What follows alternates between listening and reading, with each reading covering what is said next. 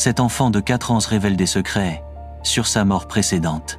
Un enfant de 4 ans dessine sa propre tombe avec une précision troublante, révélant des détails impossibles à connaître sur une mort survenue 60 ans avant sa naissance.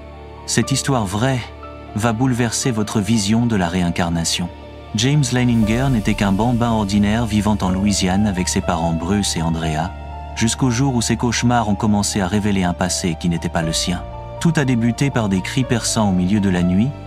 James se réveillait en hurlant des mots incompréhensibles pour un enfant de son âge. Il parlait d'un avion en feu, d'un crash dans l'océan, et répétait sans cesse le nom de Natoma Bay. Ses parents, d'abord inquiets pour la santé mentale de leur fils, ont tenté de rationaliser ces épisodes nocturnes. Mais les détails que James révélait devenaient de plus en plus précis et troublants.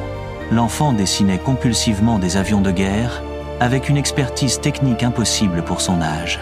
Il connaissait le nom des pièces mécaniques, les procédures de décollage, et parlait de combats aériens comme s'il les avait vécus. Bruce Leininger, ancien sceptique absolu, a commencé à documenter méticuleusement chaque déclaration de son fils. James affirmait s'appeler James Houston Jr. dans sa vie précédente, être pilote sur le porte-avions Natoma Bay, et avoir été abattu par les Japonais près d'Iwo Jima. Ces informations, sorties de la bouche d'un enfant de 4 ans, ont poussé Bruce à entreprendre une enquête approfondie. Les recherches ont révélé l'existence réelle du porte-avions USS Natoma Bay, actif pendant la Seconde Guerre mondiale. Plus troublant encore, les archives militaires confirmaient la mort du pilote James McCready Houston Jr., abattu le 21 mars 1945 près d'Iwo Jima. Chaque détail fourni par le petit James correspondait parfaitement aux rapports officiels de cette mission fatale. L'enfant décrivait avec précision l'apparence de son avion, un Corsair FM2 Wildcat, ses couleurs, ses marquages, et même les dommages subis avant le crash. Il connaissait les noms de ses anciens coéquipiers, Jack Larson et Bill Piller, pilotes également basés sur le Natoma Bay. Les Leininger ont contacté les familles de ces pilotes encore vivants, qui ont confirmé l'exactitude troublante des souvenirs de James. Jack Larson lui-même, alors âgé de 82 ans, a rencontré l'enfant et a été stupéfait par ses connaissances détaillées. James décrivait parfaitement la disposition du porte-avions, les quartiers des pilotes, et même des anecdotes personnelles sur ses anciens compagnons. L'enfant savait que Jack Larson avait un surnom spécifique que seuls ses proches coéquipiers connaissaient. Il mentionnait des événements précis survenus à bord du navire, des plaisanteries entre pilotes et des détails sur leur mission. Ces informations n'étaient consignées dans aucun livre d'histoire accessible au public. La famille Houston, contactée par les Leininger, a d'abord réagi avec scepticisme puis avec émotion. Anne Houston, sœur du pilote décédé, a reconnu dans les dessins de James des détails que seul son frère pouvait connaître. L'enfant dessinait l'avion de James Houston avec des modifications spécifiques que le pilote avait apportées à son appareil.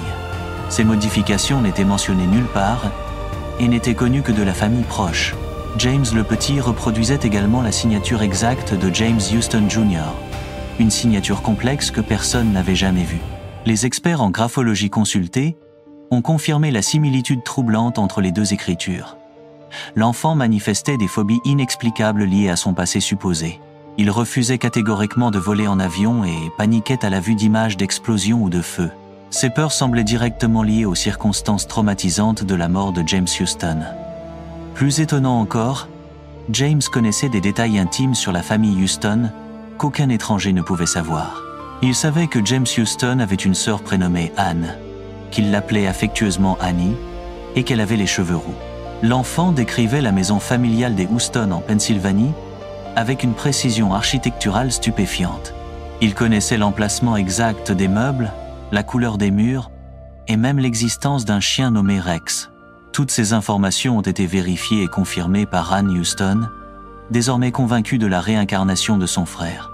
Les souvenirs de James incluaient également des détails sur sa formation de pilote à Corpus Christi au Texas. Il décrivait les instructeurs, les exercices d'entraînement et même des incidents mineurs survenus pendant sa formation. Ces informations, vérifiées dans les archives militaires, correspondaient parfaitement aux rapports officiels. L'enfant connaissait le nom de code de sa dernière mission, les coordonnées approximatives du crash et les conditions météorologiques ce jour-là. Il savait que James Houston était le seul pilote à ne pas être revenu de cette mission particulière. James décrivait ses derniers instants avec une émotion palpable, parlant de la fumée dans le cockpit et de sa tentative désespérée de regagner le porte-avions. Ces récits, d'une intensité dramatique saisissante, correspondaient aux témoignages des autres pilotes présents ce jour-là. L'enquête des Leininger a duré plusieurs années, impliquant des historiens militaires, des psychologues et des experts en phénomènes paranormaux. Chaque élément révélé par James a été méthodiquement vérifié et authentifié. Les probabilités qu'un enfant de 4 ans puisse inventer ou deviner tous ces détails sont statistiquement nulles. Le docteur Jim Tucker, psychiatre à l'Université de Virginie et spécialiste des cas de réincarnation, a étudié le dossier de James Leininger. Ses conclusions scientifiques confirment l'authenticité exceptionnelle de ce cas. Tucker a répertorié plus de 2000 cas similaires dans le monde.